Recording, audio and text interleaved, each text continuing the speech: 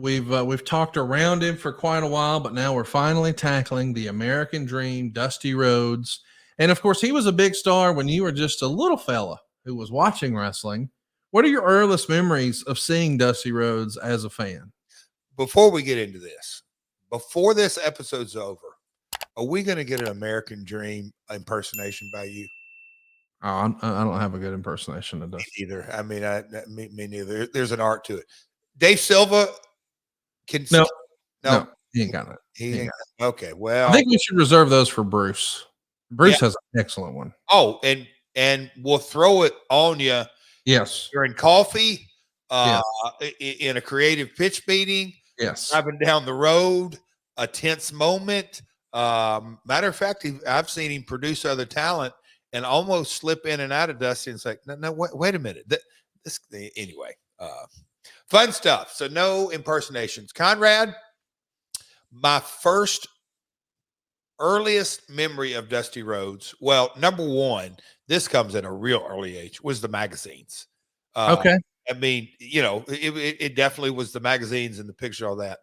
But however crazy this may be, and I wish we can probably figure out, but maybe 79 or 80, and maybe do the quick math or all this. But I saw a Dusty Rhodes commercial of BC Powder. Wasn't it BC Powder or Stand Back? And a car commercial. Anyway, vacationing in Florida, the Florida TV was on. And I just remember, and heck, I don't even remember if it was down around your place. We used to go to Fort Walton. Now, this is as a little kid. I mean, in the 70s.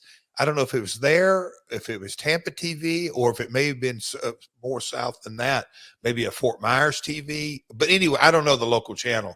But he did a car commercial, and so it was run where I'm going at. It was outside of wrestling programming. That's really my first memory of him, is Dusty being a pitch guy. But I knew him from the magazines and asked my dad, "Hey, isn't that Dusty Rhodes?" And he would make whatever comment he was going to make. But that's, if you're asking first earliest memory, that was it. I think you worked for your dad in like 77. You would have been like a 9-year-old at the time. Did you catch any of those shows? No, but I think that's in Georgia that he worked for him there, because in Tennessee, it was maybe in and out as far as working for my old man.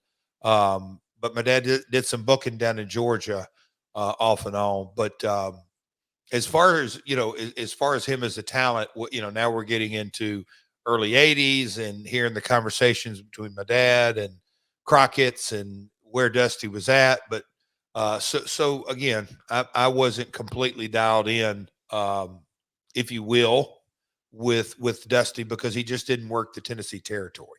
If any kind of shots, if you will, until 83, 84, I think. In April and June of 77, he did work Memphis. Wow. He worked against Jerry Lawler at the Mid-South Coliseum in back-to-back weeks. The first week was a DQ. So the second week, we went back with a lumberjack match that went to a no contest. But a few months prior, he had been in town for the CWA Parade of Champions, where he teamed with Tommy Gilbert to take on Dennis Condrey and Phil Hickerson. But that was when Lawler was a heel. He was a series of opponents that I believe my old man was bringing in to build Lawler as a heel. So 2 months, not a long stay. In 77, I'm 9 or 10 years old, and I think you said something in the spring. I missed those shots, if you will. We know that in 1985, that's when we actually see some crossover between what's happening with your dad's promotion and Jim Crockett Promotions. And we actually talked about this with David Crockett on a series we call The Book over on adfreeshows.com. And we have some notes here. Mm-hmm. On September 5th, 1985, at the Rupp Arena in Lexington, Kentucky, there was a $78,000 gate. And that's going to be a pro wrestling record for the state of Kentucky here. And it's a co-promotion between the CWA, JArrett Promotions, and Warrior Sports. I mean, you got a whole host of talent like Ric Flair and Jerry Lawler on top, like the Road Warriors from the AWA taking on Ivan and Nikita, like Manny Fernandez wrestling Tully Blanchard, like the Rock and Rolls versus the Midnights. I mean, it's a who's who. So there is some connective tissue, but the big match that Dusty was in that night was Dusty and Magnum TA teaming up to take on Ole and Arn Anderson in a steel cage match. Any chance you would have attended shows in 85 like this? No, and so give it a little context. I graduated high school May of 85, so I refereed the summer of 85 and the summer of 84. So at this point, I was allowed, I didn't have a seat at the table, but I was allowed in the room. And I do remember all these kind of conversations because it was, a little bit maybe in the 84 summer, but in the 85, making towns, I was pulling the ring, setting it up. So just around box offices and the business and in dressing rooms and making towns, all that. By September of 85, I was playing college basketball. So I wasn't at these shows. And when I really tried to look into like, well, I would have not have been there. And that's when our school had started. Cause I just remember all the conversations about these big co-shows. But the talk that I heard, or I was in the room to hear, was just how WWF was exploding. And they were running all over, and they were going in and buying up TV slots, and just all the tidal wave that was being built.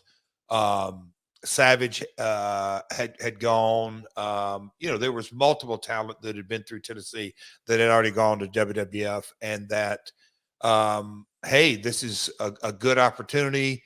The territory by 85 had started, quote unquote, to go down, but man, what a shot in the arm this was going to be.